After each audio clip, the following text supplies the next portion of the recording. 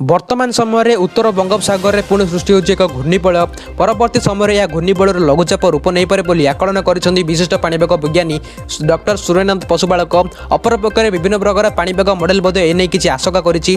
तेबे चलन जानिबा एने कौन रही संपूर्ण खबर एवं यार लघुचापर गतिपथ किभली रहिबो एवं केउं जिला को यह प्रभाव पकाइबो ता सहित आसंता 24 घंटा को दक्षिण ओडिशार किछि जिला मानकरे प्रबल वर्षा ने मध्ये येलो वार्निंग अलर्ट करा जायछि। तेबे चलन जानिबा संपूर्ण खबरटी कौन रही आपण माने वीडियो को गोटे गोटे लाइक कर रखंतु आपण मानकर केउं जिला हमको कमेंट कर जणाइबो चैनल रे मध्ये नोथिले चैनल को सब्सक्राइब कर रखंतु। आसंता 4 तारिख रे बंगोपसागर रे एक घूर्णिबल सृष्टि होबार संभावना रही। यह प्रभाव रे एक लघुचाप सृष्टि होबाको थिबा बेले यार प्रभाव कौन रहिबो ता नै वर्तमान समय जाके स्पष्ट होई नै मात्र लघुचापर प्रभाव पूर्व भारत रे पड़िबा नै विभिन्न प्रकार मॉडल मध्ये आकलन करूछंती।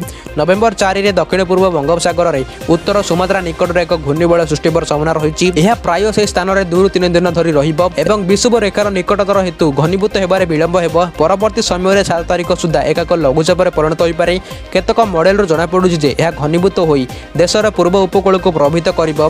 तेबे केते घनीभूत हेबो ओ गतिपथ कोन रहिबो लघुचाप सृष्टिला पर ही जना पड़िबो बोली प्रोफेसर पशुपालक कहचंती। अन्यपटे कार्तिक पूर्णिमा पर्यंत राज्य रे विशेष शीत हेबो नै। आसंता 3 दिन 4 दिन पर्यंत उभय राति और दिनर तापमात्रा स्वाभाविकठारु कम रहिबो। दक्षिण आभ्यंतरण और दक्षिण उपकूल रे टिके शीत अनुभूत हेबो। तेबे घूर्णिबल प्रभाव रे राज्य रे केउं जगह रे अंचल रे वर्षा हेबो ताहा नै वर्तमान समय स्पष्ट होई नै।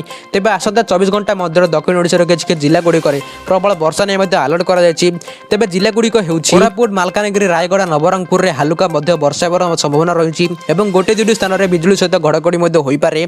तेबे गत 24 घंटा तापमात्रा वृद्धि पाइथिबा बेले कंधमाल उदयगिरी रे सर्वनिम्न तापमात्रा जहाँकि 14.8 डिग्री रेकर्ड करा जायछि। या सहित कोरापुट सिमिलीगुड़ा रे 15 डिग्री दारिंगबाड़ी और सोनपुर रातिर तापमात्रा 16 डिग्री रहिथिला।